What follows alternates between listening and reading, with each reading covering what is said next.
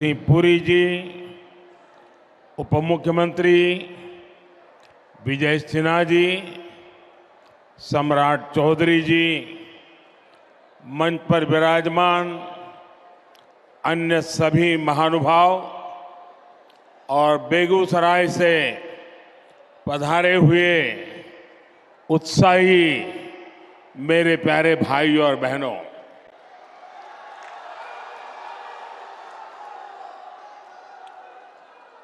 जय मंगला गढ़ मंदिर और नोखला मंदिर में विराजमान देवी देवताओं को मैं प्रणाम करता हूं।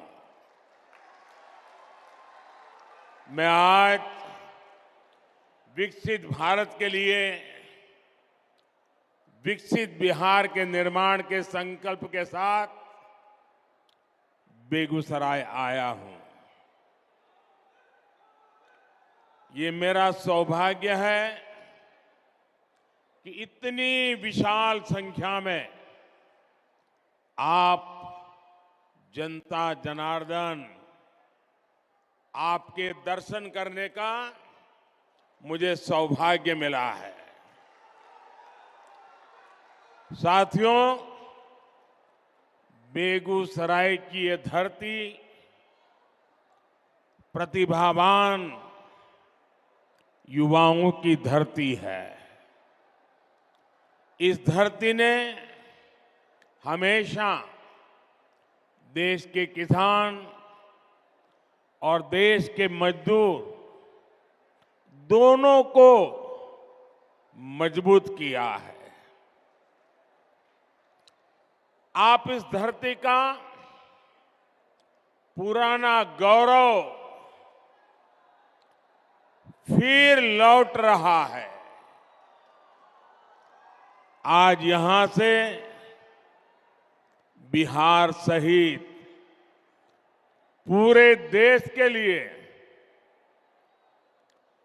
1,60,000 करोड़ रुपए, उससे भी अधिक प्रोजेक्ट का शिलान्यास और लोकार्पण हुआ है। 1.5 लाख करोड़ से भी ज्यादा। पहले ऐसे कार्यक्रम दिल्ली के विज्ञान भवन में होते थे, लेकिन आज मोदी दिल्ली को बेगूसराय ले आया है।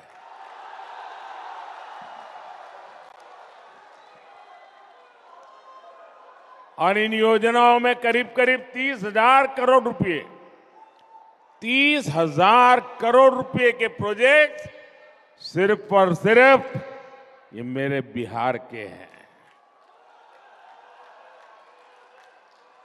एक ही कार्यक्रम में सरकार का इतना बड़ा निवेश ये दिखाता है कि भारत का सामर्थ्य कितना बढ़ रहा है। इससे बिहार के नौजवानों को यहीं पर नौकरी के, रोजगार के अनेकों नए अवसर बनेंगे। आज के ये प्रोजेक्ट भारत को दुनिया की तीसरी बड़ी आर्थिक महाशक्ति बनाने का माध्यम बनेंगे। आप रुकिए भैया, बहुत हो गए, आपका प्यार मुझे मंजूर है। आप रुकिए, आप बैठिए, आप चेयर पर से नीचे आ जाइए प्लीज। मेरी आपसे प्रार्थना है, आप बैठिए। हाँ, आप बैठ जाइए, वो कुर्सी पर बैठ जाइए आराम से, थक जाएंगे। आज की ये परियोजनाएं बिहार में सुविधा और समृद्धि का रास्ता बनाएगी। आज बिहार को नई ट्रेन सेवाएं मिली हैं। ऐसे ही काम है जिसके कारण आज देश पूरे विश्वास से कह रहा है, बच्चा बच्चा कह रहा है, गांव भी कह रहा है, शहर भी कह रहा है, अब की बार अब की बार अब की बार एनडीए सरकार 400 पार। साथियों, 2014 में जब आपने एनडीए को सेवा का अवसर दिया, तब मैं कहता था कि पूर्वी भारत का तेज विकास ये हमारी प्राथमिकता है। इतिहास गवा रहा है, जब जब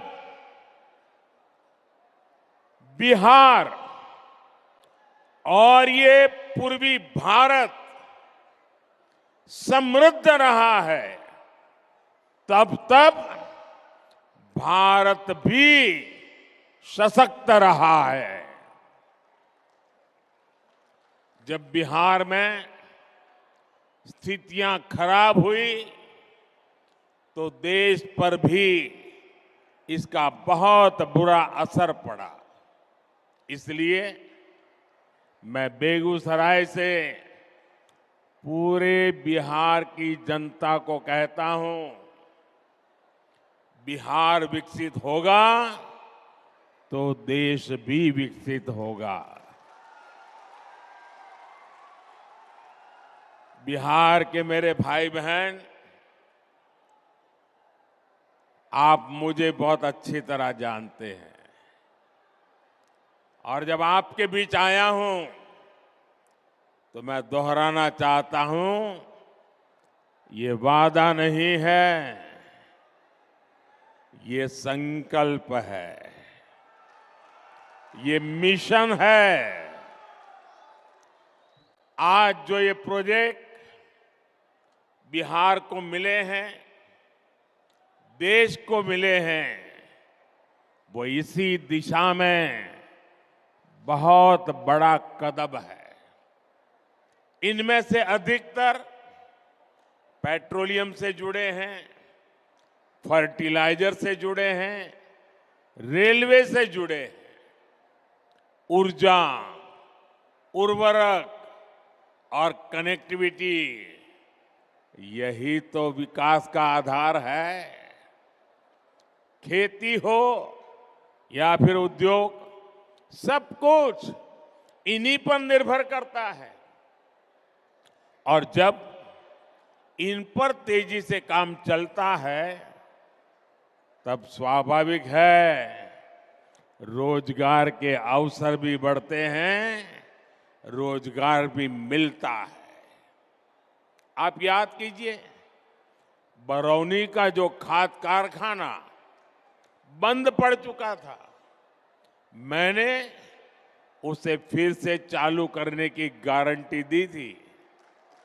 आपके आशीर्वाद से मोदी ने वो गारंटी पूरी कर दी। ये बिहार सहित पूरे देश के किसानों के लिए बहुत बड़ा काम हुआ है। पुरानी सरकारों की बेरुखी के कारण बरौनी, सिंदरी, गोरखपुर, रामागुंडम, वहां जो कारखाने थे वो बंद पड़े थे, मशीन सड़ रहे थे। आज ये सारे कारखाने यूरिया में भारत की आत्मनिर्भरता की शान बन रहे हैं। इसलिए तो देश कहता है, मोदी की गारंटी यानी गारंटी पूरा होने की गारंटी।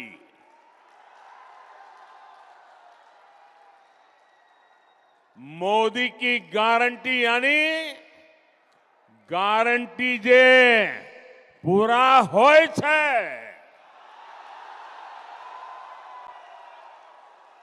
साथियों, आज बरौनी रिफाइनरी की क्षमता के विस्तार का काम शुरू हो रहा है। इसके निर्माण के दौरान ही हजारों श्रमिकों को महीनों तक लगातार रोजगार मिला। ये रिफाइनरी बिहार में औद्योगिक विकास को नई ऊर्जा देगी और भारत को आत्मनिर्भर बनाने में मदद करेगी। मुझे आपको ये बताते हुए खुशी है कि 20 से 10 साल में पेट्रोलियम और प्राकृतिक गैस से जुड़े 65,000 करोड़ रुपए से अधिक के प्रोजेक्ट बिहार को मिले हैं, जिनमें से अनेक पूरे भी हो चुके हैं। बिहार के कोने कोने में जो गैस पाइपलाइन का नेटवर्क पहुंच रहा है, इससे बहनों को सस्ती गैस देने में मदद मिल रही है। इससे यहां उद्योग लगाना आसान हो रहा है। साथियों, आज हम यहां आत्मनिर्भर भारत से जुड़े एक और ऐतिहासिक पल के साक्षी बने हैं। कर्नाटका में केजी बसिन के तेल कुओं से तेल का उत्पादन शुरू हो चुका है। इससे विदेशों से कच्चे तेल के आयात पर हमारी निर्भरता कम होगी। साथियों, राष्ट्रहित और जनहित के लिए समर्पित मजबूत सरकार ऐसे ही फैसले लेती है। जब परिवार हित